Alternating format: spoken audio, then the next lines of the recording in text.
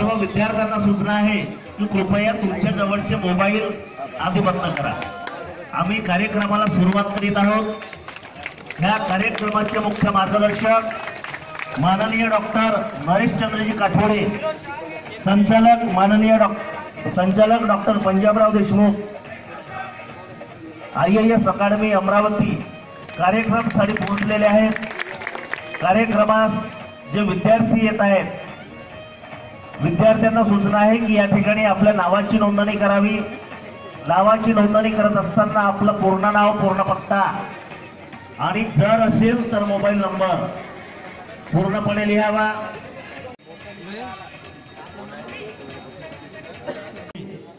आदरणीय भाऊरावजी राऊत सर, मुख्याध्यापक, माजी मुख्याध्यापक, कृषी विद्यालय चौगात, कृषक विद्यालय चौगात, ह्या सर्व सन्माननीय मान्यवरांना मी विनंती करतो की परमपूजनीय भारत माता आणि स्वामी विवेकानंद यांच्या प्रतिमेसमोर दीप प्रज्वलन करून ह्या कार्यक्रमाला सुरुवात करावी। कृपया सर्व विद्यार्थ्यांनी आपले मोबाईल बंद ठेवावे।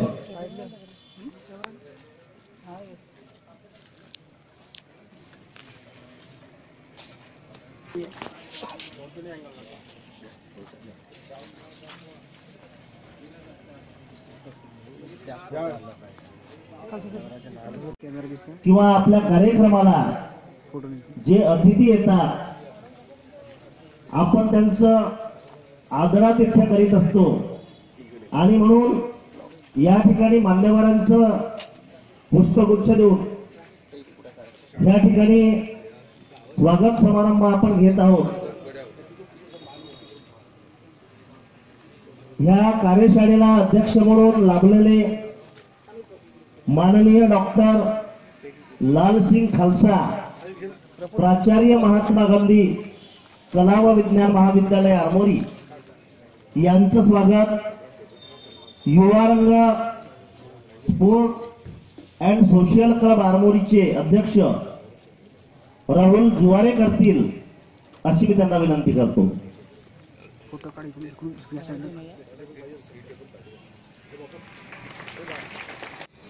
या देशातील विद्वान महामानव डॉक्टर बाबासाहेब आंबेडकर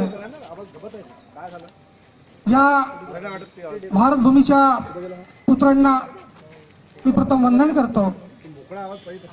मी IAS अधिकारी होणारच या स्पर्धा परीक्षा कार्यशाळेच्या उद्घाटन प्रसंगी मंचावर उपस्थित असलेले अध्यक्ष, याच शहरातील नामवंत महात्मा गांधी महाविद्यालयाचे आदरणीय प्राचार्य डॉक्टर लालसिंग खालसा सर, मंचावर उपस्थित प्रमुख वक्ते मार्गदर्शक आदरणीय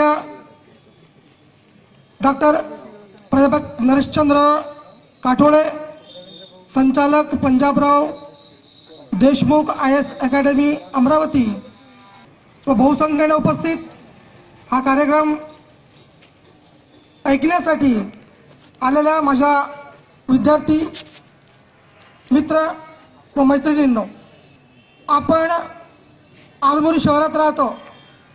आरमोरी शहरात आपण शिक्षण घेतो।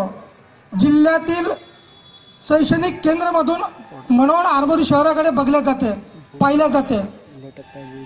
पण आपण स्पर्धा परीक्षेमध्ये अजूनही कोसो दूर आहोत, हे आपल्याला मान्य करावं लागेल। आणि म्हणून युवारंग स्पोर्ट व सोशल क्लब आरमोरीच्या वतीनं आणि तुमच्या आमच्या सगळ्यांच्या सहकार्यानं आम्हाला असं वाटलं की आरमोरी शहरात खरोखर स्पर्धा परीक्षेच्या तयारीची, जाणीवेची तयारीची गरज आहे।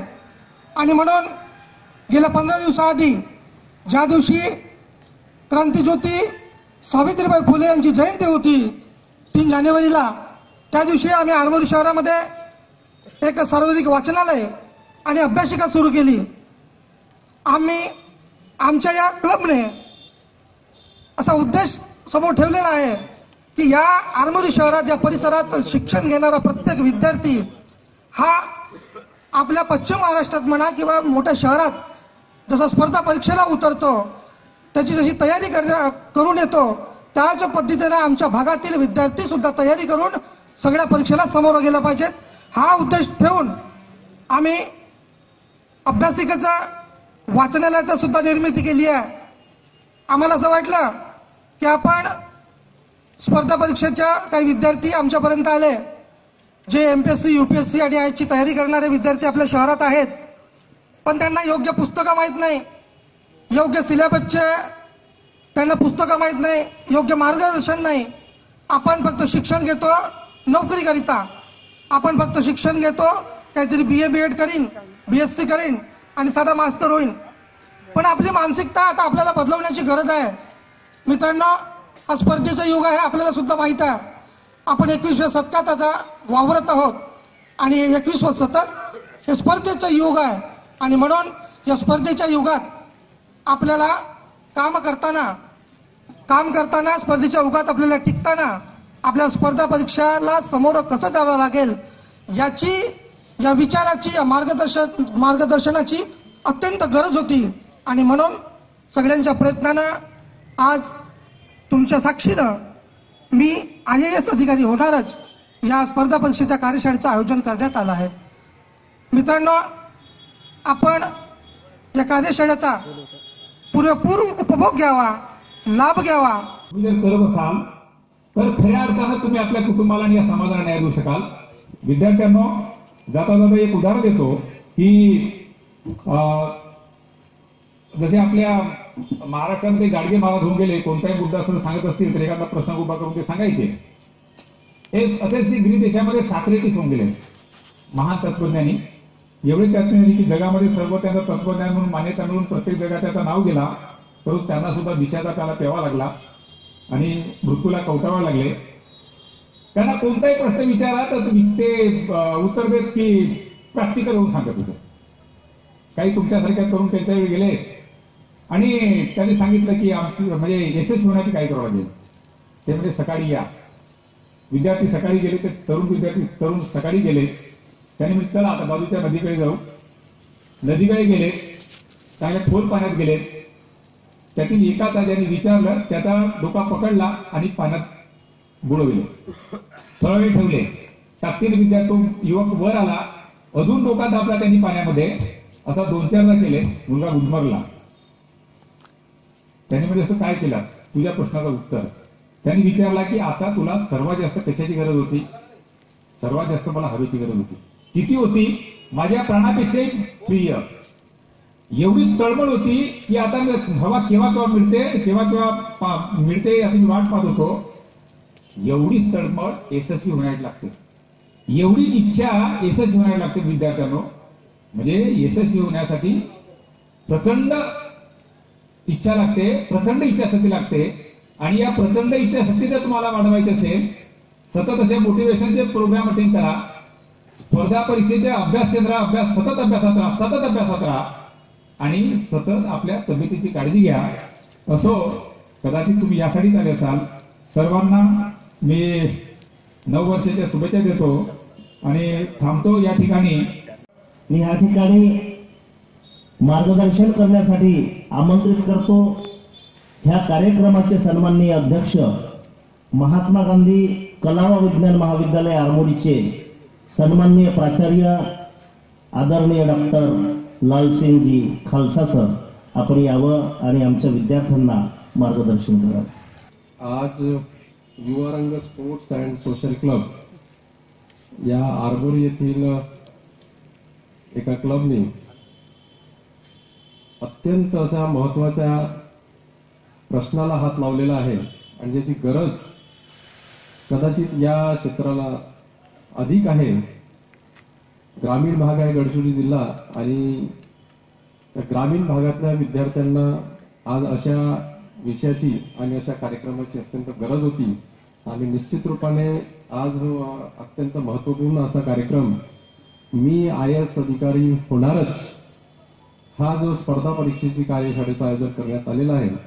आणि या प्रसंगी अमरावती येथून पंजाबराव IAS अकॅडमीचे प्रमुख सन्माननीय आदरणीय डॉक्टर नरेश चंद्रजी काठोडे, आत्ताच मी नुसतं त्यांचा बायोडेटा आणि त्यांनी केलेले कार्य बघत होतोय, तर आपण सगळे भाग्यवान आहोत की इतकं डिव्होटेड पर्सन या आपल्या कार्याप्रती, आणि अनेकांना त्यांनी मार्गदर्शन केलेलं आहे. त्यांच्या क्लबमध्ये अनेक IAS अधिकारी, कलेक्टर सुद्धा जुळलेले आहेत आणि त्यानुसार तो प्लॅन किंवा तो आराखडा तयार केल्यानंतर त्या प्लॅनिंगवर चालायचं आहे, आपल्याला कार्य करायचं आहे.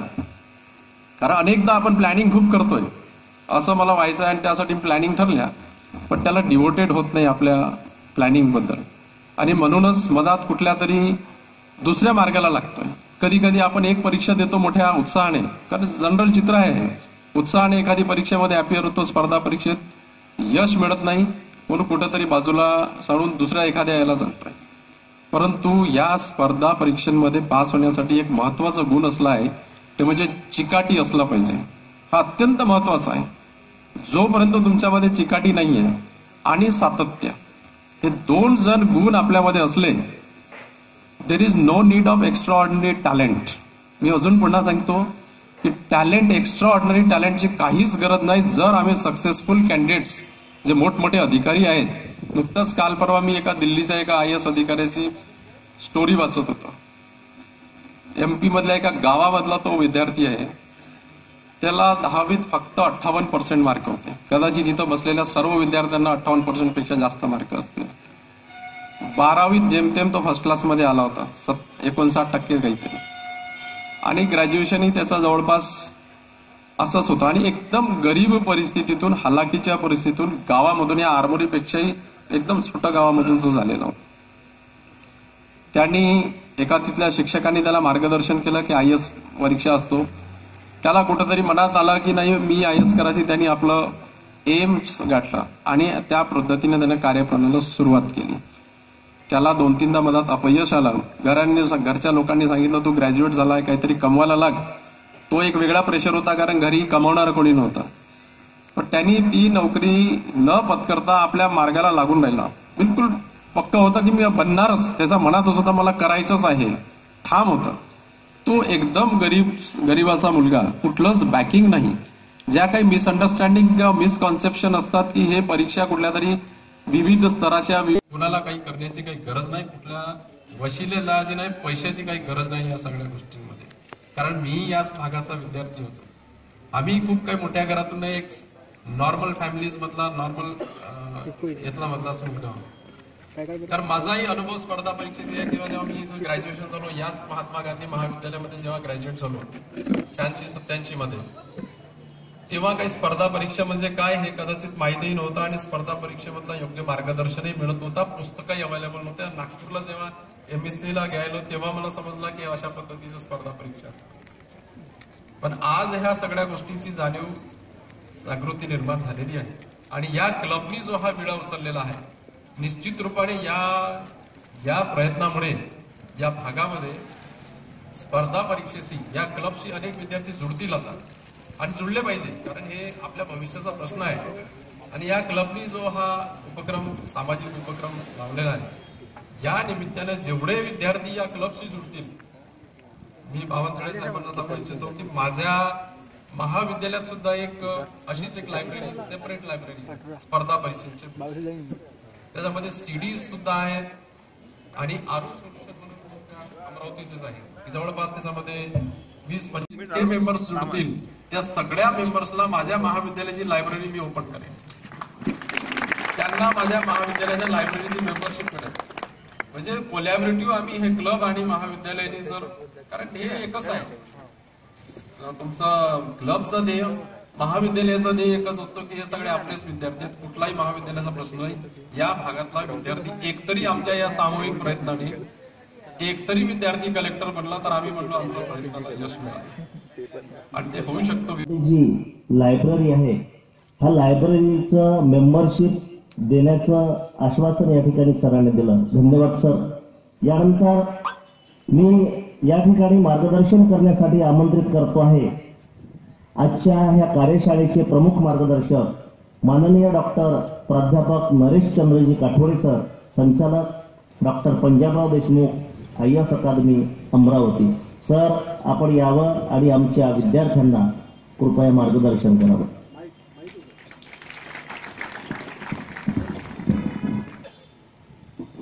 खालसा सरांनी एक इच्छा व्यक्त केली की या आरमोरी शहरातून एक मुलगा तरी कलेक्टर झाला पाहिजे. त्यांची इच्छा मी 5 मिनिटात पूर्ण करतो. एका मुलाला कलेक्टर करून दाखवतो. म्हणजे जो छोटे मुलं बसले आहेत दुसऱ्या लाईन मध्ये, त्यातला दुसऱ्या नंबरचा मुलगा लाल शर्टवाला स्टेजवर आहे.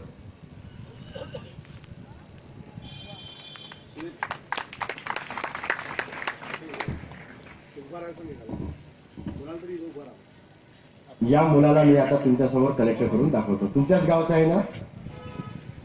अरे जो बोला ना जरा, तुमच्याच गावचा आहे ना? बघा, त्याच्यासाठी टाळ्या वाजवा जरा. काय मुर्दाव लोक आहेत रे, टाळ्या तर जोरानं वाजवा जरा.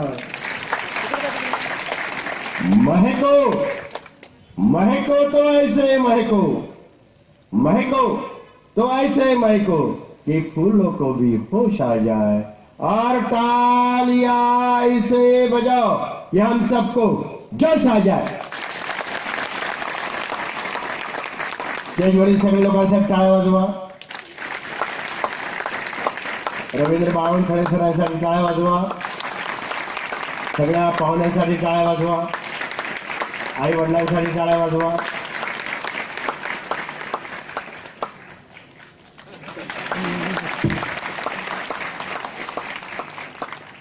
मी रवींद्र बावनथळे सरांचे आभार मानतो. एकदम त्यांनी माझा एक कार्यक्रम परवा नागभीडला होता, 3 तारखेला. बघा काय माणसं असतात, असं बटन दाबल्याबरोबर लाईट लागतो. माझा कार्यक्रम होता ट्विंकल कॉन्व्हेंटमध्ये. त्यांनी कर्मवीर विद्यालयाचे विद्यार्थी तिथे पाठवले, स्वतःही आले आणि कार्यक्रम पाहिला. कदाचित 1000-1500 मुलं असतील कार्यक्रमाला. त्याने पटकन निर्णय घेतला, सर तुम्हाला वेळ असेल तर माझ्या कॉलेजमध्ये लगेच मी कार्यक्रम अरेंज करतो. लगेच त्यांच्या ज्युनियर कॉलेजमध्ये कार्यक्रम झाला आणि सर मला म्हणाले, सर तुमची एखादी तारीख शिल्लक आहे का? मी म्हटलं जानेवारीमध्ये फक्त 13 जानेवारी 1 तारीख शिल्लक आहे. ते म्हणाले, सर आरमोरीला कार्यक्रम ठेवतो. जीतने वाले कोई अलग काम नहीं करते, जीतने वाले कोई अलग काम नहीं करते, वह हर काम अलग ढंग से करते हैं. रवींद्र सर, तुमच्या भागामागे जे मिशन आहे खूप दिवसाचं सुरू आहे. भाऊराव राऊत बसलेले आहेत. त्यांचं गाव आहे चौगाव. या गावातून डझनानं अधिकारी झालेल्या, डझनानं, 1-2 नाही, डझनानं. त्यांनी स्वतः पुढाकार घेऊन अभ्यासिका स्थापन केली. आज चौगावला महात्मा फुलेंच्या नावानं अभ्यासिका आहे. मुलं अभ्यास करतात. 16 वर्ष झाले आणि 1 डझनाच्या वर 1 डझन 2 डझन अधिकारी तिथून निघाले. आणि दरवर्षी भाऊराव राऊत आमच्याकडे 70-80 मुलांना समर कॅम्पमध्ये ट्रेनिंगला घेऊन येतात. आम्ही मुलांना, म्हणजे तुम्हाला नवल वाटेल, मी 3ऱ्या वर्गापासून मुलांना कलेक्टर होण्याचं ट्रेनिंग देतो. पुस्तकं तयार केली, 3री 4थी 5वी 6वी 7वी 8वी. माझ्या या मिशनमध्ये 173 कलेक्टर आहेत. 173 कलेक्टर. तुम्ही एक कलेक्टर पाहिजे की नाही माहित नाही मला, पण माझा 3ऱ्या वर्गाचा मुलगा कलेक्टर बरोबर डिस्कस करतो. पण त्या पोरांना आणि फी सांगितलं तर तुम्हाला चक्कर येईल. किती फी असेल? माझ्या भाषणालाच फी 1007 रुपये फी असते. 1007 एका दिवसाला. बरं, तुम्ही माझं भाषण ऐकायला मुंबईला आले तर तुम्हाला 1007 रुपयाची पावती फाडायला लागेल. नंतरच आतमध्ये ऍडमिशन मिळेल. पण कार्यक्रमाचा खर्चही 2.25 लाख रुपये असतो. फी सांगू का माझी किती असेल? 3ऱ्या वर्षाची ट्रेनिंग आहे, फी आहे 1 रुपया. टाळ्या वाजवले रे जरा. पुस्तकं फुकट, सराव परीक्षा फुकट, प्रमाणपत्र फुकट, बक्षीस. पहिलं बक्षीस 51,000, दुसरं बक्षीस 41,000 प्रत्येक वर्गातून. शेवटचं बक्षीस 10,000 आहे. पण ते बावनथळे सरांनी ओळखलं पटकन. त्या भाऊराव राऊतांनी ओळखलं की अरे काहीतरी आहे. त्यांनी सुरू करून टाकली अभ्यासिका. आपली अभ्यासिका आता तयार झाली, काही हरकत नाही. पण बावनथडे सर, मी तुम्हाला गॅरंटी देतो, या सभागृहात जेवढे मुलं आहेत ना तेवढ्या प्रत्येकाला मी नोकरी देऊ शकतो. हे मी ओरली बोलत नाही, स्टॅम्प पेपरवर लिहून देतो. फक्त माझ्या म्हटल्याप्रमाणे ऐकलं पाहिजे. किती 1 तास बोललं चालेल? 2 तास? 3 तास? अरे माझा घसा दुखेल ना. पण तुम्ही मुलं चांगले आहेत. एका शाळेमध्ये गेलो, अरे म्हटलं माझा घसा दुखेल ना. एक मुलगा उठून उभा राहिला, सर म्हणे काही काळजी नाही करायची म्हणे, भाषण झाल्यानंतर दाबून देऊ म्हणे. माझ्या वयावर नका जाऊ तुम्ही. ठीक कौन कहता है कि बुढ़े इश्क नहीं करते? ठीक कौन कहता है कि बुढ़े इश्क नहीं करते? ये बात अलग है कि कोई उन पे शक नहीं करते. कॉलेजमध्ये विद्यार्थी फिरत असतात, मग सर विचारतात, का रे कोण्या सरांना पाहून राहिला? तू काय सरांना पाहत असते काय? ती आज दिसली नाही, माझे मन अस्वस्थ आहे. ती आज दिसली नाही, माझे मन अस्वस्थ आहे. प्रेमाच्या बाजारात विरह फार स्वस्त आहे. कधीतरी दिसेल ती 2 मुलांची आई बनून, मी मात्र ब्रह्मचारी, ती मिळाली नाही म्हणून, ती मिळाली नाही म्हणून. खालसा सरांनी सांगितलं, राऊत सरांनी सांगितलं, समोरून काढल्या राजा चांगला निघेल ना. इथं बसून, इथं खुर्ची नाही बसा, आणि सगळ्यांना दाखवायचं रे. त्याला एक लक्षात घ्या, आता बघा, या मुलांना मी कलेक्टर करून दाखवतो. पण मी जेव्हा फिरतो तेव्हा मला रवींद्र बारापुळे सारखे, खालसा सरांसारखे, भाऊराव राऊतांसारखे लोक खूप कमी मिळतात. भाऊराव राऊत 16 वर्षापासून माझ्याबरोबर काम करतायत. त्यांनी स्वतःच्या मुलीला सगळ्यात पहिले PSI करून दाखवलं. आमच्या आज पूनम आमच्या अकादमीची आम्ही सांगतो, बाबा पहा, एक ग्रामीण भागातली ब्रह्मपुरीची मुलगी PSI झाली. आणि मग स्वतःच्या मुलीपुरते मर्यादित नाही झाले. त्या चौगान गावामध्ये, चौगान गाव मला असं वाटते ग्रामपंचायतचं गाव आहे, पण त्या ग्रामपंचायतमध्ये एवढ्या गडचिरोली जिल्ह्यातल्या, एवढ्या लहानशा किंवा चंद्रपूर जिल्ह्यातल्या एकाशा लहानशा गावात या माणसानं अभ्यासिका तयार केली. टाळ्या वाजवा मित्रांनो. आणि बाळापुरे सर पहा, सुरुवात केली त्यांनी. आणि मला खात्री आहे, या सभागृहातून तुम्ही जेव्हा जाल ना, तेव्हा जे स्पर्धा परीक्षेची भीती आहे ना, ते तुमच्या मनातून निघून जाईल. कलेक्टरची परीक्षा मराठी भाषेतून देता येते. कोण्या भाषेतून देता येते? अरे आईचं नाव जोराने घेणार आहे. कोण्या भाषेतून देता येते? कलेक्टरच्या परीक्षेला या वर्गातला प्रश्न येतो. कोणता वर्ग आहे?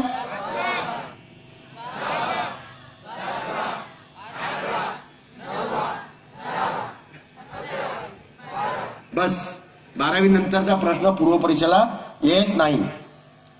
परीक्षा देण्यासाठी 35% मार्क्स पाहिजे. किती मार्क्स पाहिजे?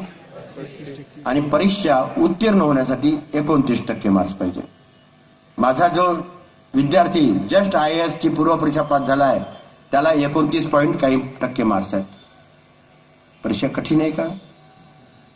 परीक्षा कठीण आहे का? कठीण आहे की सोपी? तुमच्या भागातील कौस्तुभ दिवेगावकर सहाय्यक जिल्हाधिकारी आहेत गडचिरोलीला, ते कधीच कॉलेजमध्ये गेले नाही, पण कलेक्टर झाले.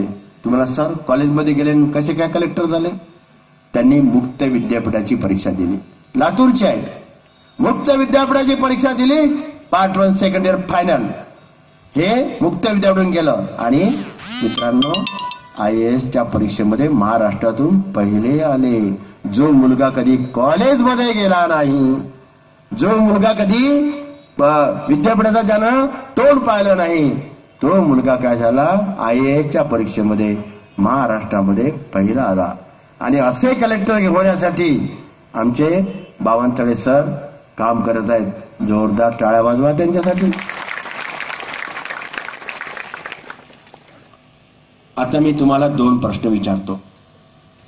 जो मुलगा प्रश्नाचं उत्तर देईल त्याला बक्षीस आहे 5000. किती? तुम्हाला ABCD येते का सर्वांना? म्हणा बरं. बस बस बस बस. पण कलेक्टरची परीक्षा तर मराठी भाषेतून देता येते रे. मराठी येते का तुम्हाला सगळ्यांना? बावनथडे सर येते का मराठी? सर म्हणतात नाही येत. इंग्रजी मधला A आहे, मराठीत काय होते? इंग्रजी मधला B आहे, मराठीत करतायत, काळजी नका करू, जेवण करायला नाही येणार. बावनथडे साहेबांनी व्यवस्था केलेली आहे. पण पहिली पोळी लाटली भारताचा, आणि आता तुम्ही पोळी करता भारताचा नकाशा येते काय? स्पर्धा परीक्षेचा तसंच आहे. या दादानं समजा रोज 30 प्रश्न सोडवले, 10 प्रश्न सोडवले 1 लाख. यानं समजा 50% चाटा मारल्या, प्रश्न सोडवेल 50,000. यानं 75% चाटा मारल्या तरी प्रश्न सोडवेल 25,000. यानं समजा 90% चाटा मारल्या तरी प्रश्न सोडवेल 10,000. IASच्या परीक्षेमध्ये प्रश्न येतात 180. हा मुलगा कलेक्टरच्या परीक्षेला बसला, नापास होईल की पास? नापास होईल की पास? नापास होईल की पास? कलेक्टर साहेबांसाठी टाळ्या वाजवा. मला सांगा, इंजिनियर मोठा असतो की कलेक्टर मोठा असतो? डॉक्टर मोठा असतो की कलेक्टर मोठा असतो? परीक्षा कोण्या भाषेत देता येते? किती टक्के मार्क पाहिजे? हा, आणि कोण्या वर्गाचे प्रश्न येतात? 5वी.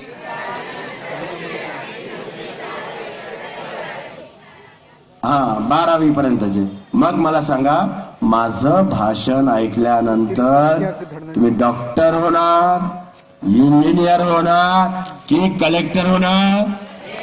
काय होणार? काय होणार?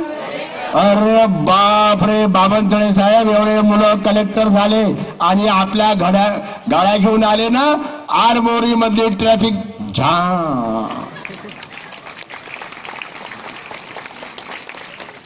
बघा, मी आता याला नापास करून दाखवतो. याला एक कठीण प्रश्न विचारतो, याला उत्तर येणार. अगोदरच सांगतात आपले लोक, अगोदरच सांगतात नाही. कठीण प्रश्न विचारतो. बेटा, प्रश्न कठीण आहे, तुला उत्तर येणार नाही. तुझं नाव काय आहे? बघा, मी याला भीती करून दिली. काय भीती करून दिली? की तुला कठीण प्रश्न विचारतो, तुला उत्तर येणार नाही. आणि प्रश्न विचारला, तुझं नाव काय आहे? पण प्रश्न मी फास्ट विचारला. इंटरव्ह्यू कमिटी ज्या पद्धतीने विचारते, तुझं नाव काय आहे, मी प्रश्न विचारायला पाहिजे होता, तुझं नाव काय आहे. आता हाच प्रश्न याने मला विचारला, सर तुमचं नाव काय आहे? मी याला म्हणाले, good afternoon, my name is doctor Nareshchandra Kathole, I am the director of mission IAS. Thank you, have a nice day. कोणाला पास करायला, याला की मला? मला पास करायला, कारण की मी उत्तर कसं दिलं? बरोबर दिलं. गुड मॉर्निंग म्हटलं, नंतर पूर्ण नाव सांगितलं, थँक्यू म्हटलं, आणि तुम्हाला नवीन दिवसासाठी शुभेच्छा दिला. प्रेझेंटेशन. आम्ही चिंध्या पांघरून सोनं विकायला बसलो, आम्ही चिंध्या पांघरून सोनं विकायला बसलो, गिराईक येता येईना, आणि आम्ही सोनं पांघरून चिंध्या विकायला बसलो, गिराईक पेलवता पेलवे ना. बघा बरं, आपला गडचिरोली जिल्हा किती समृद्ध जिल्हा आहे. प्रत्येक बाबतीत समृद्ध. खनिज आहेत, नद्या आहेत, पाणी आहे. तिकडे लोकांना प्यायला पाणी नाही आहे, आणि आपल्याकडे तर पाणी, एवढ्या मोठ्या नद्या आहेत. वैनगंगा नदीचं पात्र पहा बरं. ते पात्र पाहिलं तर असं वाटतं घरी, बापरे एवढं मोठं. पण आता पहा, पुण्या मुंबईचे लोक येतात, हेमलकसाला येतात, आनंदवनला येतात, मार्कंड्याला येतात. मग ते कपड्यावरून ओळखूच येतात. त्यांच्या ज्या पोरी असतात त्या पटकन ओळख येतात. त्यांचे कपडे इंटरनॅशनल. ते म्हणतात, आरमोरी, महाग असलेले लोक, आदिवासी लोक. त्यांनी जर असं म्हटलं तर खबरदार, आमच्या आरमोरीविषयी काही बोलला तर त्यांना सांगायचं की माझे आई वडील शेतामध्ये राबतात, भात पिकवतात, अन्नधान्य पिकवतात, म्हणून तू जिवंत आहेस. आणि माझ्या वडिलांनी उद्या जर भात पिकवणं बंद केलं, अन्नधान्य पिकवणं बंद केलं, काय मोबाईल खाशी? मग मला सांगा, पुण्या मुंबईचे लोक मोठे आहेत की आपले शेत पिक करणारे शेतकरी मोठे आहेत? मग असं असलं पाहिजे ना. पण आपण घाबरतो. ते फाळफाळ इंग्रजीत बोलतात. कायला त्यांना कुठे इंग्रजी येतात, पण बोलतात ते. मी पण कॉलेजमध्ये असताना माझ्या सरांची इंग्रजी बोलायचं. सर खांब पडदा, तर सर म्हणायचे खांबला काय म्हणतात, पोल म्हणतात. मग मी त्यांचे एक वेळ खूप इंग्रजीत बोलत राहिलो. ते म्हणे, काठोळे तू काय बोलतो, मला काही समजून नाही राहिलं. मी म्हटलं, सर मला तरी कुठं समजून राहिलं, मी बोलून राहिलो. अरे लेटेस्ट ट्राय, ह्या वी टेकन युअर जेवण. मग बावनथडे सर म्हणतील, अरे जेवणाला काय म्हणतात लंच म्हणतात. मग रात्री तुमचा मला फोन येईल, sir have you taken your lunch. मी म्हणेल अरे रात्रीच्या जेवणाला डिनर म्हणतात. एका दिवशी 2 शब्द चांगले झाले, 50 दिवसात 100 शब्द. इंग्रजी भाषा 100 शब्द आले ना तर तुमची इंग्रजी भाषा चांगली होऊन जाते. चला आता कलेक्टर साहेब खालसा साहेबांशी सेकंड कर. ये इकडे. अरे लेका आरमोरीचा पोरगा आहे, जरा सेकंड कळत कर. इकडे कळत कर, अजून कळत कर. आता कर परत. हात तोडून टाक. सर फरक पडला काही. त्याला मी सांगितलं की हे दणकट माझे बाहू.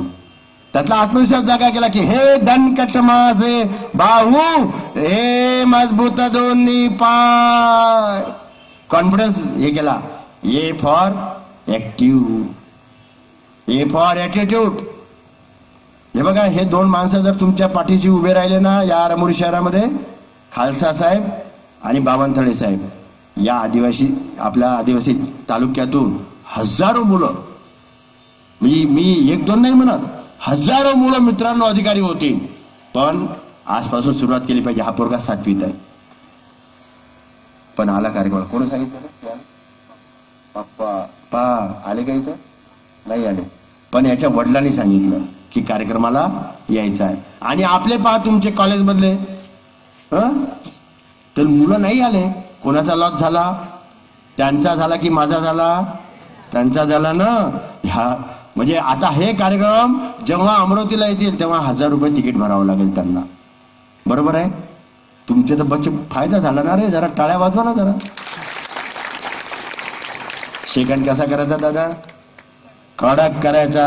A for active. कोणी म्हणायचं आरमोरी, तर A for active, A for attitude.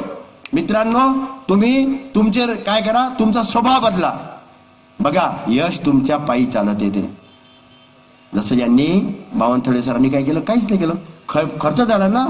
माझं मानधन, एवढं पेंडॉल, गाडी, लोक येतील की नाही अजून शंका.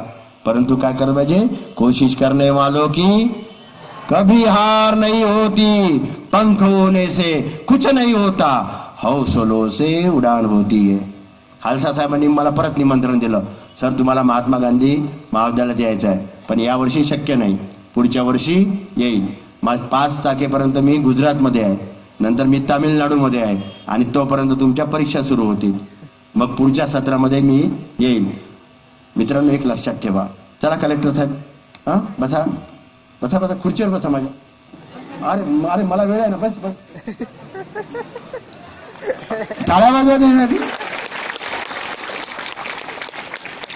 बरं आपल्याकडे पंचायत कशी आहे की आता तुम्हाला कळलं किंवा कलेक्टरची परीक्षा सोपी असते. आपण घरी गेलो, आईला म्हटलं आई मी कलेक्टर होणार आहे. आई म्हणते कलेक्टर? ओ सखूबाई, ओ बहिणाबाई, इकडे माझी पोरगी मॅट झाली. कलेक्टर? तुम्ही म्हटलं आई मी पोलीस होणार आहे. आई म्हणते हो बेटा. आई मी ग्रामसेवक होणार आहे. आई मी टीचर होणार आहे. आईला विश्वास वाटतो. तर आईला इकडे समजावून सांगा. मित्रांनो बघा तुम्ही किती नटून थटून आलेले आहे, व्यवस्थित आलेले आहे, पण मला तुमच्या आईची शपथ घेऊन सांगा, तुमच्या आईच्या अंगावर पुरेसे कपडे आहेत का रे? जे ग्रामीण भागातले मुलं आहेत, तुमच्या वडिलांच्या अंगावर पुरेसे कपडे आहे का? त्यांच्या पायात चप्पल आहे का? तुम्हाला चांगला ड्रेस घेऊन दिला की फुलावाल्या कापसाला, फुलवाल्या कापसाला चंद्र चोरू चोरू पाहे, तरी माय माऊलीची मांडी उघडीच राहे. आम्ही जन्मलो मातीत, आम्ही जन्मलो मातीत, किती होणार गा माती, खापराच्या या दिव्यामध्ये कधी पेटणार वाती. आम्ही आदिवासी बांधव पाहतो, अरे अंगावर पुरेसे कपडे नाही आहेत पण मुलांना शाळेत पाठवतात. अरे मग हे त्यांची फार मोठी अपेक्षा नाही आहे की काय, की एक ज्योत जरी पेटली, आमचा मुलगा साधा चपरासी झाला, आमचा मुलगा साधा क्लर्क झाला, तरी त्यांना समाधान मिळू शकते. त्याची सुरुवात आपल्याला करायची आहे. ती सुरुवात बावनथळे सरांनी इथं केलेली आहे, राऊत सरांनी ब्रह्मपुरी तालुक्यात केली आहे. मित्रांनो हे 2 महामानव आहेत. रहे ना रहे हम महका करेंगे. तुम्ही जेव्हा कलेक्टर व्हाल तेव्हा मी नसेल कदाचित, परंतु मित्रांनो रोज कार्यक्रम असतो, 1, 2, 3 सतत प्रवासात असतो. आमची मुलगी म्हणते बाबा बस झाला ना प्रवास. बेटा नाही, माझी मुलगी तामिळनाडूमध्ये आहे, तिकडून इकडे भेटायला येते, ती उद्या जाणार आहे. मी आता तिच्या भेटीसाठी आज निघणार आणि उद्या सकाळी 7ला ती जाणार. एखादा तास भेटेल मी तिला. अरे ही आमचीच तर मुलं आहेत, ह्या मुली माझ्याच तर मुली आहेत, हे मुलं माझेच तर मुलं आहेत. माझ्या मुलीला भेटल्यामुळे, तुम्हाला भेटल्यामुळे मला असं वाटतं की माझ्या मुलीला मी भेटलो. फक्त मित्रांनो एक लक्षात ठेवा की पंथी जपून ठेवा, अंधार फार झाला. एक काय करायला लागेल तुम्हाला, सुरुवात कशी करायची? काहीच नाही, सुरुवात स्वतःपासून करायची. तुमची जी पुस्तकं आहेत, कोणी आता मला सांगा, तुमचा दादा कॉलेजमध्ये जाते, काही मुलं पहा जे भाग्यवान पोरं आहेत ती जे या आरमोरीच्या कॉलेजमध्ये आहे. काही पोरं आईला म्हणतात कॉलेज नाही चांगलं, नागपूरला जातो, Hislop college, Dhanwate national college. आईला म्हणतात आई मी आता कॉलेजमध्ये चाललो ना, मोटरसायकल. तुझा बाबू काही सायकलला जाईल का? मोटरसायकल. मग ते हायकोर्टाला सांगितलं की मग हायकोर्ट लहान कोर्टाला सांगते, बाबांना सांगते आपला बाबू चालणार ना नागपूरला, मग गाडी, मग स्मार्टफोन. एक वेळ त्याच्या हातात मोबाईल पडला, एक वेळ त्याच्या हातात गाडी पडली की कोणत्या तलावावर जाते, कोणत्या बगीच्यात जाते त्यालाच माहित. बरोबर आहे की नाही? पण आमचे महात्मा गांधी महाविद्यालयाचे मुलं आणि आरमोरीचे मुलं तसे नाही आहेत. कारण की गावात काही गडबड केली तर पटकन निरोप जाते घरी. बरोबर आहे की नाही? पण आता बघा बरं, महात्मा गांधी एवढे मोठे कसे झाले माहिती आहे का तुम्हाला? महात्मा गांधी, अरे बापरे, पूर्ण जगामध्ये लोक महात्मा गांधींना ओळखतात. पण महात्मा गांधी लहान होते, 4-5 वर्षाचे होते आणि रात्रीचं जेवण केलं, झोपायला जाणार, त्यांना दिसलं की बाबा नट्टापट्टा करून कुठेतरी जात आहेत. महात्मा गांधी बाबांना म्हणाले, बाबा कुठे चाललेले आहेत? ते म्हणे मी नाटक पाहायला चाललो आहे. बाबा मी पण येतो. महात्मा गांधीचे वडील म्हणाले, अरे तुला नाटकातलं काही समजणार नाही, राजा हरिश्चंद्रांचं नाटक आहे. महात्मा गांधी हट्टाला पेटले आणि नाटक पाहायला गेले. मित्रांनो, नाटक होतं राजा हरिश्चंद्रांचं. त्या नाटकाचा इतका परिणाम झाला त्यांच्यावर की त्यांनी ठरवलं की मी आयुष्यात कधीही खोटं बोलणार नाही, कधीही हिंसा करणार नाही. एक छोटीशी घटना महात्मा गांधींचं जीवन घडवण्यासाठी कारणीभूत घडले. आणि म्हणून मित्रांनो, आजचा जो प्रसंग आहे तुमच्या जीवनातला, हा तुमचं आयुष्य घडवेल. फक्त तुम्हाला तुमचा विचार बदलावा लागेल. लक्षात आलं? कठीण परीक्षा आहे का? नाही कठीण परीक्षा.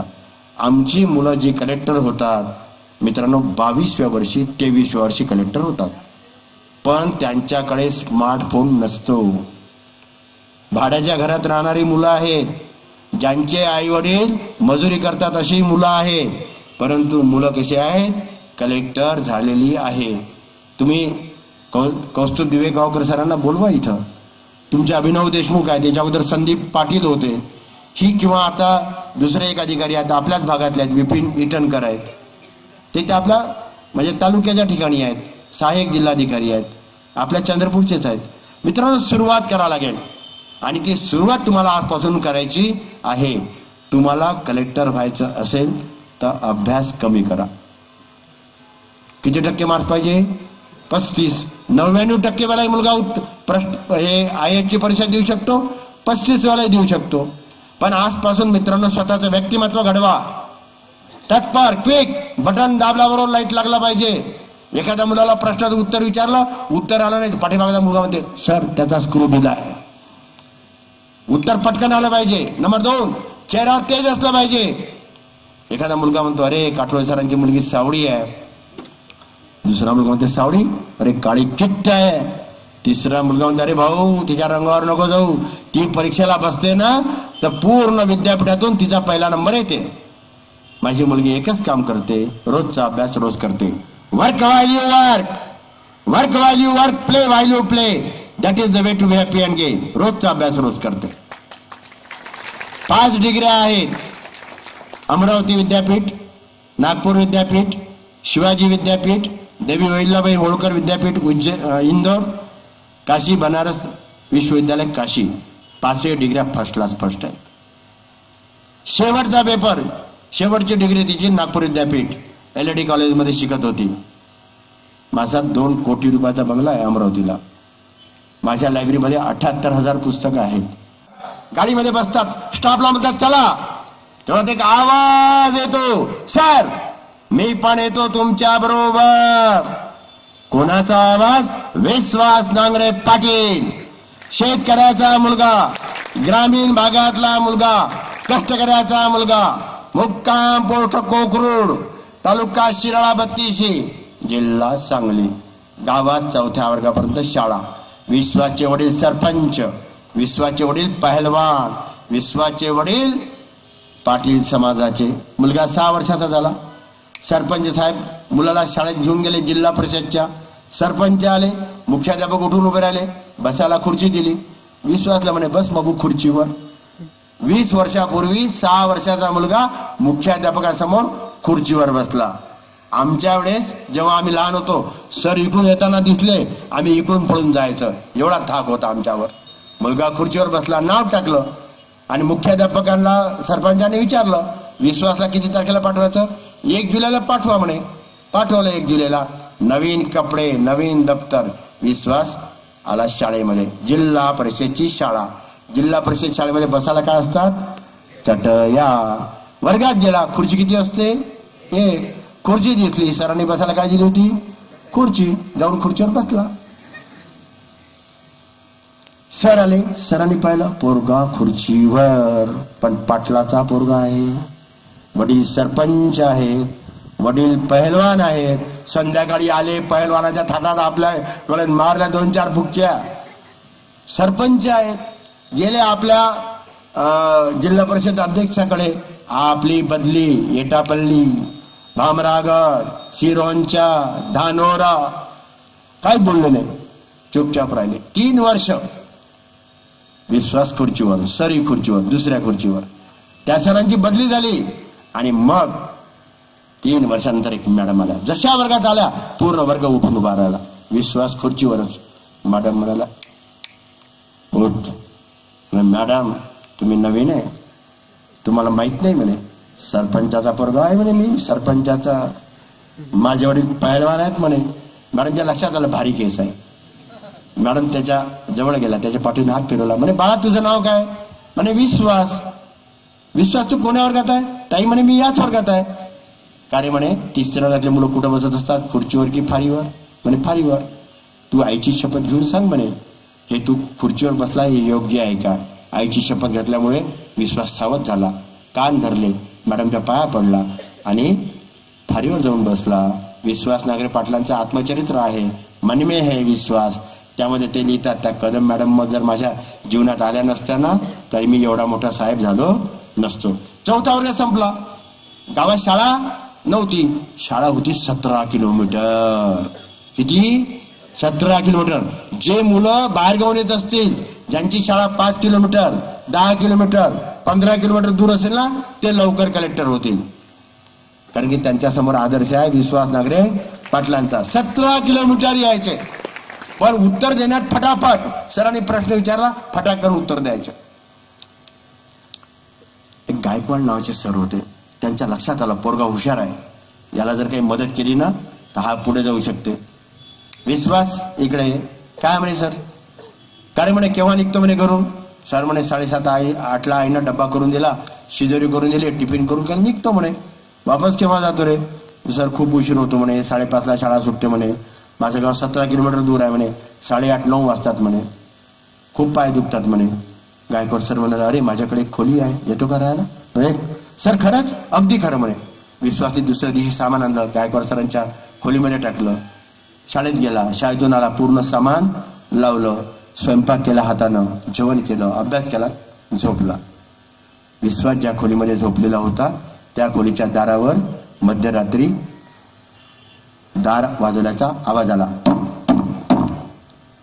कोण आहे? विश्वासने विचारलं. तिकडून आवाज आला, मी गायकवाड गुरुजी आहे. म्हणे काय आहे गुरुजी? म्हणे विश्वास उठ. विश्वासने घड्याळ पाहिलं, म्हणे सर आता तर रात्रीचे 3 वाजलेले आहेत.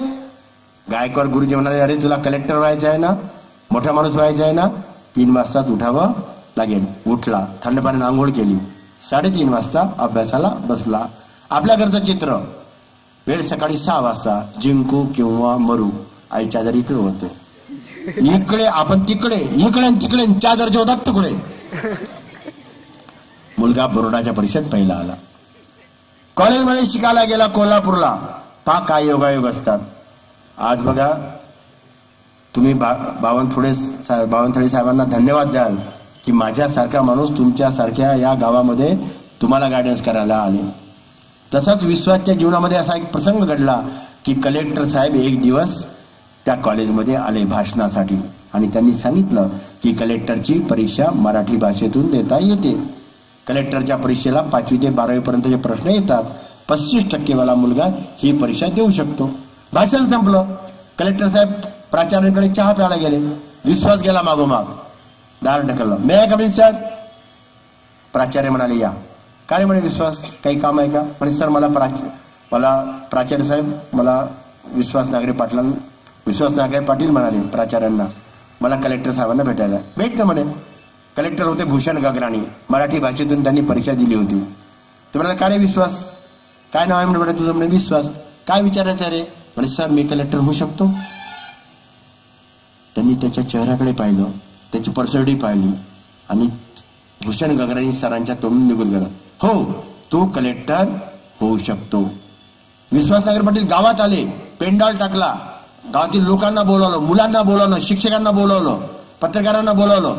पूर्ण कलेक्टर परीक्षेचा वृत्तांत सांगितला आणि विश्वास म्हणाला चला रे आजपासून सुरुवात करूया, कलेक्टर होऊया.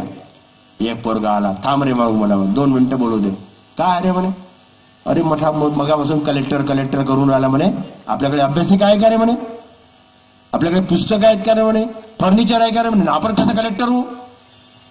विश्वास म्हणे यार बरोबर आहे तुझं. चला रे म्हणे. सगळ्या पोरांना घेतलं सोबत. गेले आमदारांकडे. आमदाराचा पीए बाहेर होता. आमदार म्हणे साहेब लवकर उठा म्हणे, त्या विश्वास नागरे पाटलांना मोर्चा आणला म्हणे आपल्या घरावर. आमदार उठले. विश्वास बाहेर आले. का रे म्हणे विश्वास घरावर मोर्चा राजा म्हणे. काका मोर्चा नाही आहे म्हणे. काय म्हणे? या पोरांना कलेक्टर व्हायचं आहे म्हणे. कलेक्टर? अरे काही पोरं इकडे या, काही पोरं तिकडे या. अरे दादा फोटो काढ रे म्हणे, पेपरमध्ये दे, आपल्या मतदारसंघाचं नाव झालं पाहिजे. विश्वास हळूच म्हणाला काका आमदार निधीतून लायब्ररी बांधण्यासाठी पैसे पाहिजे. आमदार साहेब चतुर होते. नजर फिरवली. 500-600 पोरं दिसतात. यांचे मतं, यांच्या आई वडिलांचे मतं, यांच्या भावा बहिणीचे मतं, यांच्या आजीचे आजोबाचे मतं दिले म्हणे पैसे. काही हरकत नाही. तुम्हाला लायब्ररी बांधायचं इस्टिमेट आणा, मी तुम्हाला आमदार निधीतून पैसे देतो. विश्वास म्हणाला काका आमच्या बरोबर राईस मिल मध्ये चला. कशाला रे म्हणे? मी लायब्ररी बांधून देतो ना. म्हणे काका तुम्ही लायब्ररी बांधून द्याल पण पुस्तकं, फर्निचर. आमदार चांगले होते शिवाजीराव देशमुख. राईस मिल मध्ये गेले. राईस मिलवाल्यांनी 5 लाखाचा चेक दिला. कोणी कृषी उत्पन्न बाजार समितीत दिले. मोठ्या लोकांकडे गेले. मित्रांनो खूप पैसे जमा झाले. मुलांनी श्रमदान केलं, मजूर लावले आणि एक लायब्ररी तयार झाली. मुलांनी अभ्यास केला. त्या गावातला केवळ विश्वास नांगरे पाटील मित्रांनो IPS नाही झाला. त्या गावात त्या अभ्यासिकेत येणारा प्रत्येक मुलगा काय झाला? अधिकारी झाला. कौन कहता है आसमान में सुराग नहीं होता, कि कौन कहता है कि आसमान में सुराग नहीं होता, एक तो पत्थर तभी से उछालो यारो. या अभ्यासिकेतून आपण जी अभ्यासिका स्थापन केली, जेव्हा मुलं अधिकारी होतील तेव्हा तुम्हाला बावनथडे सरांचं नाव आठवेल, माझं नाव आठवेल, राऊत सरांचं नाव आठवेल, सरांचं नाव आठवेल की अरे एक वर्कशॉप आपल्या गावामध्ये झाला होता आणि त्या वर्कशॉप मधून एक अभ्यासिका उभा झाली, मुलं तयार झाले, मुली तयार झाल्या आणि अधिकारी झाले. बघा विश्वास नागरे पाटील परीक्षेला बसले. 12वीला मार्क्स पडले 92%. मुलं लोक आले विश्वास नागरे पाटलांच्या वडिलांकडे, म्हणे तुमचा पोरगा मॅट झाला. विश्वास नागरे पाटलाचे वडील म्हणे अरे चांगला काय, कसा काय मॅट झाला? अरे म्हणे साहेब त्याला 92% मार्क्स भेटले म्हणे, त्याने BA पार्ट 1ला ऍडमिशन घेतली, त्याला मेडिकलला ऍडमिशन भेटते, त्याला इंजिनियरला ऍडमिशन घेतली. तुमच्या पोराने ऍडमिशन घेतली BA पार्ट 1ला. आमची पोरं बैकून राहिली म्हणे, आर्टला ऍडमिशन घेऊन राहिले. विश्वास नागरे पाटलाचे वडील म्हणाले भाऊ त्यातलं काही मला समजत नाही, मी कमी शिकलेलो आहो, माझ्या पोराला निर्णय घेण्याचं स्वातंत्र्य आहे, त्याला काही होऊ द्या, आर्ट घेऊ द्या, कॉमर्स घेऊ द्या, मला काही करायचं नाही. आर्ट घेतलं ना घेऊ द्या. विश्वास नांगरे पाटील पुस्तकाला लिहितात, बरं झालं माझे वडील कमी शिकलेले होते, जास्त शिकलेले असते तर त्यांनी मला डॉक्टर किंवा इंजिनियर करून टाकलं असतं. बघा विश्वास नांगरे पाटील मित्रांनो परीक्षेला बसले. आतला दादा कॉलेजमध्ये शिकत असते, मग तो येते उन्हाळ्याच्या सुट्टीत. मग आपण विचारतो का रे दादा पास झाला का? नाही, 80 अर्धा पास अर्धा नापास. विश्वास नांगरे पाटील मित्रांनो परीक्षेला बसले. ग्रामीण भागातला मुलगा, शेतकऱ्याचा मुलगा, कष्टकऱ्याचा मुलगा परीक्षेला बसले. किती परीक्षा पास झाले एका वेळेस? MPSC UPSC सारख्या किती परीक्षा पास झाले? 1 2 3 4 5 6 7 8 9 10 11 12 13 परीक्षा पास झाले. गावात शाळा कोण्या वर्गापर्यंत होती? 4थ्या. पण त्या आता तुमचं गाव तर मोठं आहे ना, आणि बावनथळे साहेब सोबत आहे. आमदारांकडून पैसे घेतील, मुख्यमंत्र्यांकडूनही घेतील ना, नितीनजी गडकरींकडून घेतील. का हो सर? चांगल्या कामासाठी परोपकार का चंदन आप दूजों को और लगाओ, परोपकार का चंदन आप दूजों को और लगाओ, आपकी उंगली खुद ब खुद मैं कुट्टी है. त्या भाऊसाहेब राऊतांनी लायब्ररी काढली. मी 10,000ची पुस्तक दिले त्यांना. देतात लोक तुम्हाला. आणि तुमच्या जिल्ह्यासाठी तर विशेष निधी आहे. पण काय होतं, तो विशेष निधी येतो की नाही? स्पर्धा परीक्षेसाठी या गडचिरोली जिल्ह्यासाठी कोट्यावधी रुपये मंजूर आहेत, पण ते रेकॉर्डवरच आहेत, तुमच्यापर्यंत पोहोचतच नाही. ते पोहोचले पाहिजेत, म्हणून तुम्ही थोडा शोध घ्या की आमच्यापर्यंत पैसे का नाही पोहोचत. आणि आज या बावनथळे साहेबांनी पुढाकार घेतलाय मित्रांनो. बघा एक आदर्श कोणाचा ठेवायचा? विश्वास नांगरे पाटील. एक दिवस विश्वास नांगरे पाटील घरी आले. आई म्हणे बघ रे बाबू म्हणे पत्र आलं. फाडलं. IAS चा इंटरव्ह्यू. म्हणे आई IAS चा इंटरव्ह्यू आत्ता येऊन राहिली मला. अरे बाबू आजच पत्र आलं म्हणे. 5 दिवसानंतर इंटरव्ह्यू. रेल्वे स्टेशनवर गेले. म्हणे काका रिझर्व मध्ये बसले हे लोक तर नाही तर तिथं स्टेजवरच बसले. आता बावनथळे सरांनी म्हटलं मी तुम्ही स्टेजवर बसा, परंतु हे कसं आहे तेच तुम्हाला मी सांगितलं की अजंठा वेरूच्या लेण्या, ह्या लेण्याचे जे कलाकार आहेत खास, आणि सुनील नंदनवार सर बघा बरं चांगलं संचालन करत आहेत. आणि तरुण आहेत लोक. बरं हे तरुण लोक एवढं सगळं करत आहेत म्हणजे कठीणच आहे. आजकालचा तरुण व्हॉट्सअपवरच असतात. ह्या माझ्या नंबरवर व्हॉट्सअप नाही. तुम्ही मेसेज व्हॉट्सअप किंवा पाठवायचे नाहीत. रोजचे 3,000 येत होते, बंद करून टाकला. काही गरज नाही. आणि मित्रांनो हे आमचे जे तरुण पोरं आहेत ना, हे सगळे विखुरलेले आहेत. कोणी सायकलला लावून राहिलं, कोणी गाड्या लावून राहिलं, कोणी सतरंजा उचलून राहिलं, कोणी आता यांच्या नावं तर माहित नाही येत आपल्याला, पण यांच्यासाठी एक वेळ जोरदार टाळ्या वाजवा. म्हणजे मी तर असणार नाही, पण हा दादा जर दिसला ना दाढीवाला, तर याला सांगायचं दादा तू छान कार्यक्रम घेतला, त्याला एक सर बुके देऊनच टाका त्याला. ये या मुलांचा प्रतिनिधी म्हणून याला बुके देऊ आपण. या सगळ्या मुलांचा प्रतिनिधी म्हणून फोटो काढा रे दादाचा.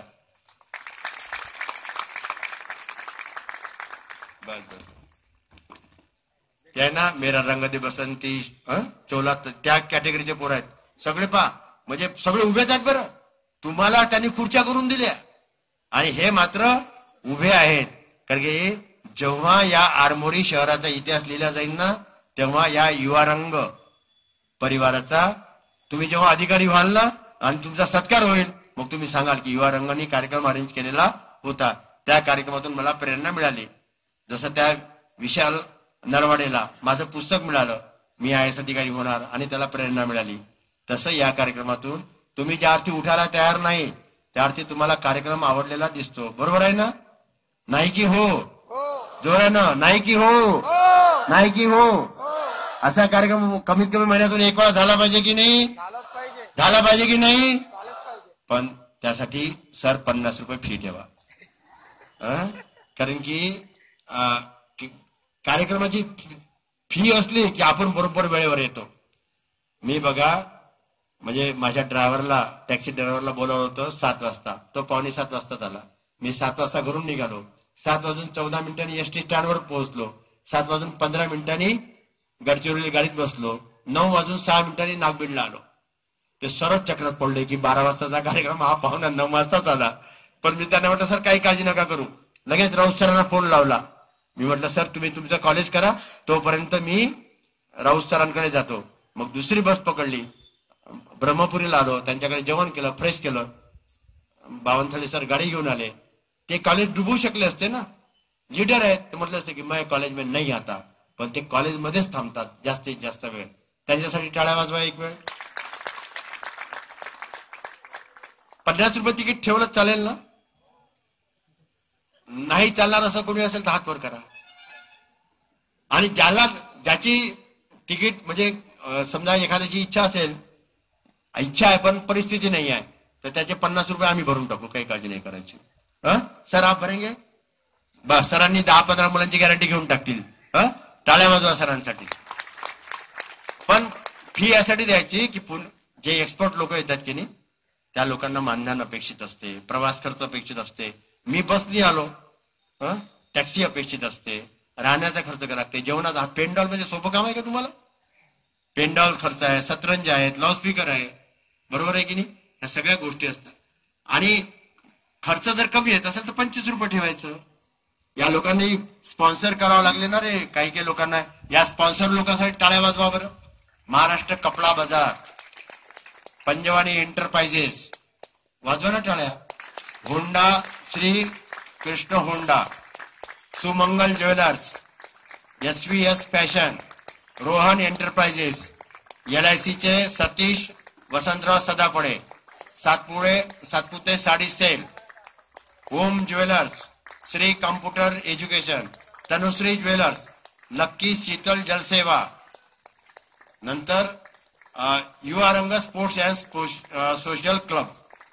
या लोकांनी एवढं मोठं पोस्टर, म्हणजे एवढं मोठं पोस्टर खूप कमी छापला जाते बरं. पण यांनी म्हणजे माझ्या कार्यक्रमाचे जे पोस्टर छापला गेले त्यातलं सगळ्यात मोठं एक पोस्टर आहे. युवा रंगच्या सगळ्या कार्यकर्त्यांसाठी टाळ्या वाजवा. आणि तुम्हाला काही अडचण असली तरी मला केव्हा पण फोन करा.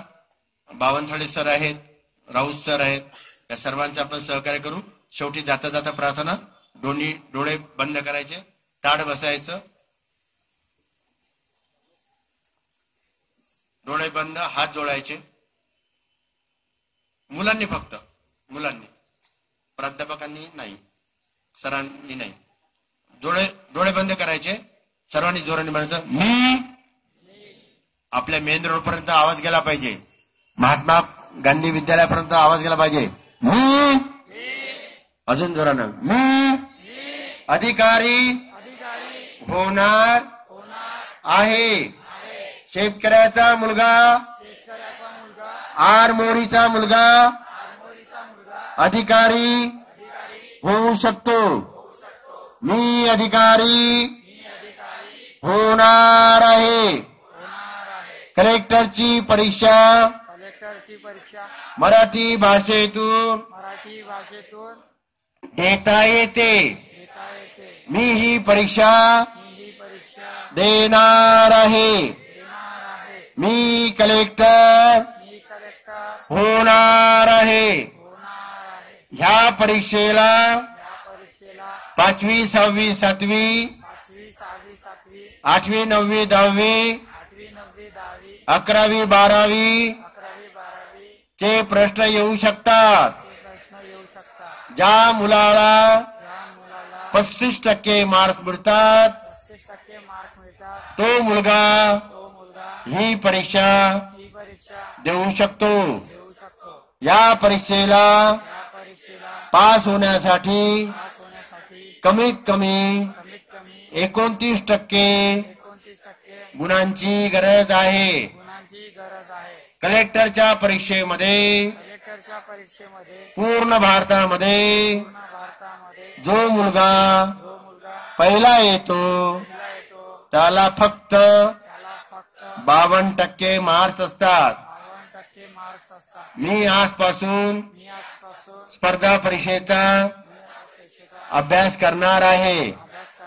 मी जीवनामध्ये यशस्वी होणार आहे. मी रोजचा अभ्यास रोज करणार आहे.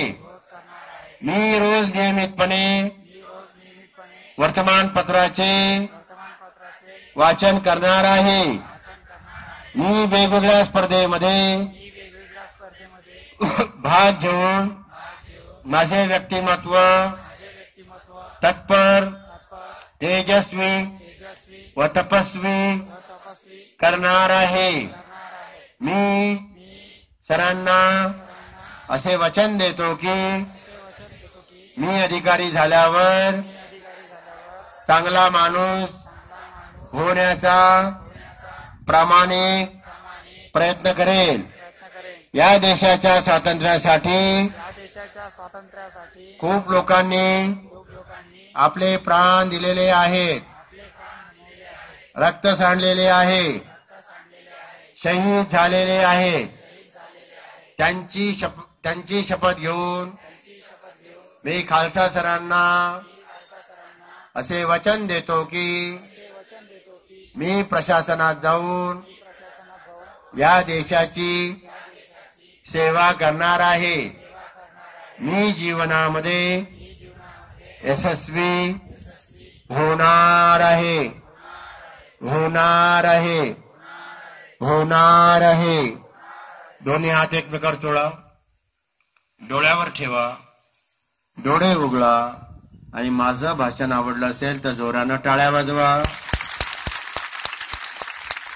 स्टेजवरील सगळ्या लोकांसाठी टाळ्या वाजवा, संयोजकांसाठी टाळ्या वाजवा, आई वडिलांसाठी टाळ्या वाजवा, स्वतःसाठी टाळ्या वाजवा आणि माझ्यासाठी तर एक फोटो काढा.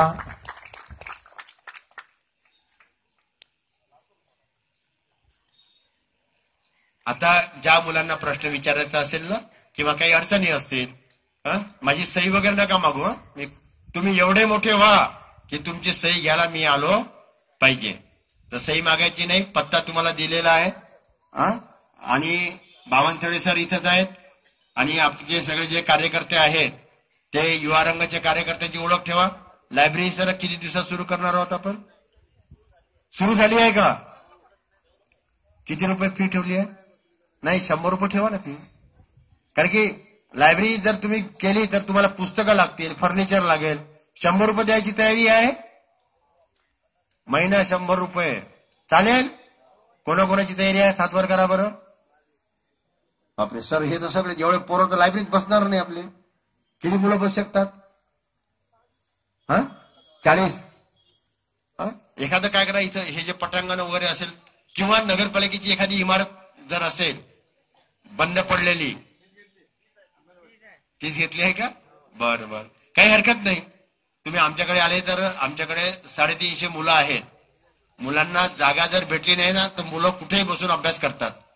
काही काही मुलांना जागाच भेटत नाही तर ते मोटरसायकल मेन स्टँडवर उभी करतात आणि मेन स्टँडवर बसतात आणि अभ्यास करतात. आम्ही पुस्तकं मुलांना घरी देत नाही, तिथंच अभ्यास करायचा. कारण की घरी जाऊन तुम्ही अभ्यास करू शकत नाही. एक लक्षात ठेवायचं, एखादा दगड पाण्यात टाकला तर काय होईल? ओला होईल. बरोबर आहे ना? त्याला थोडंफार पाणी लागेल ना. तुम्ही स्पर्धा परीक्षेची तयारी करणारे मुलं, या मुलांबरोबर अभ्यास केला ना तुम्ही, तर तुम्ही काय व्हाल? म्हणजे त्या वातावरणात राहिल्यामुळे तुम्हाला स्पर्धा परीक्षेची अडचण जाणार नाही. आमच्याकडे मुलांची रचना कशी आहे?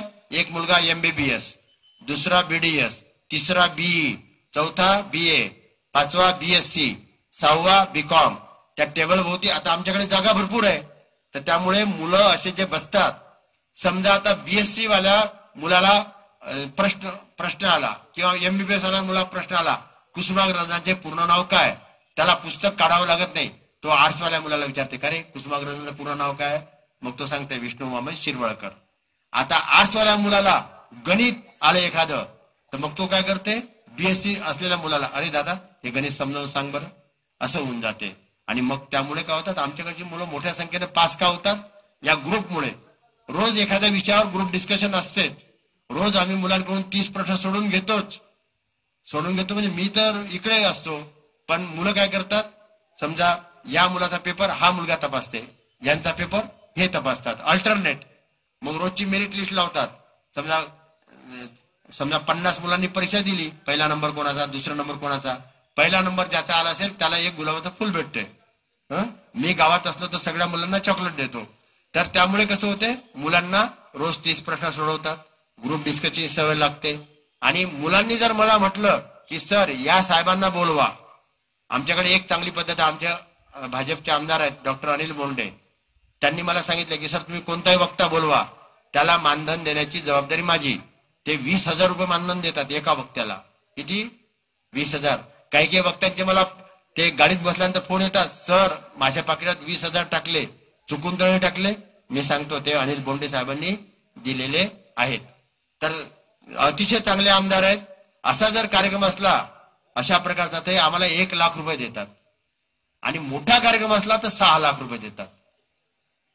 म्हणजे समजा 2-3 दिवसाचा कार्यक्रम आहे, 10,000 मुलं आहेत, त्यांना ब्रेकफास्ट द्यायचा आहे, काही द्यायचा आहे, तर त्यासाठी 6 लाख रुपये.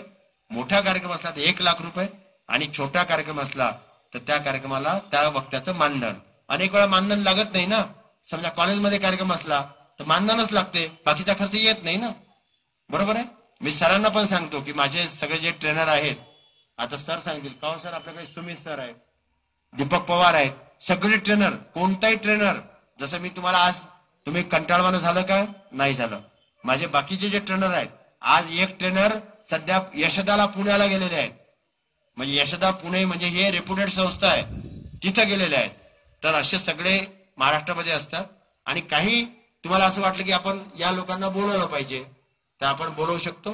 पण मित्रांनो, स्पर्धा परीक्षेची तयारी करायची असेल तर स्वतःचं व्यक्तिमत्व तयार करा, स्वतःला तयार करा. बरोबर आहे ना. तुम्ही चांगलं बोलायला शिका, चांगलं वागायला शिका, चांगला अभ्यास करायला शिका, चांगलं वर्तमानपत्र वाचायला शिका. आणि बावनथळे सरांना मी वोट ऑफ थँक्स देतो की त्यांनी माझी 1 नाही 2 नाही 3 कार्यक्रम ठेवले.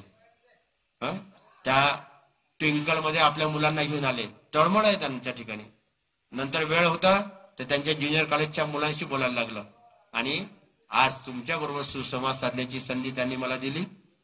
असे माणसं मित्रांनो, मी तुम्हाला सांगितलं ना की मावळत्या सूर्याने या जगाला प्रश्न केला, माझं काम माझ्यानंतर कोण करेल, ते काम बावनथळे सरांनी केलेलं आहे. एक वेळ त्यांच्यासाठी टाळ्या वाजवा. आणि आमच्या भाऊराव राऊतांनी 16 वर्षापूर्वी ब्रह्मपुरीला हे काम सुरू केलं आहे, त्यांच्यासाठी पण टाळ्या वाजवा.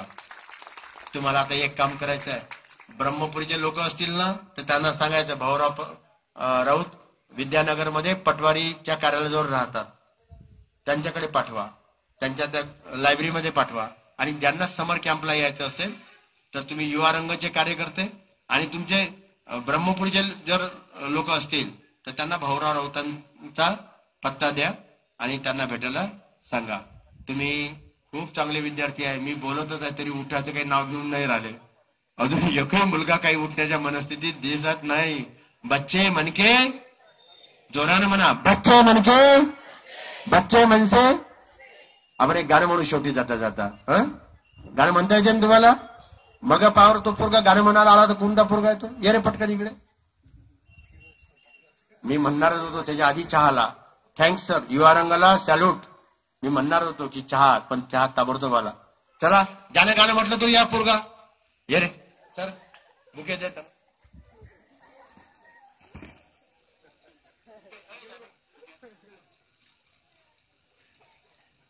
दुसरं एक अजून पोरगा होता ना गाणं म्हणणारा, दुसरा एक पोरगा होता ना गाणं म्हणणारा.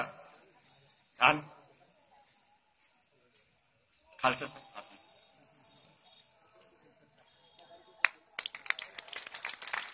चल ये रे पटकन दे. राऊत सर तुम्ही द्या.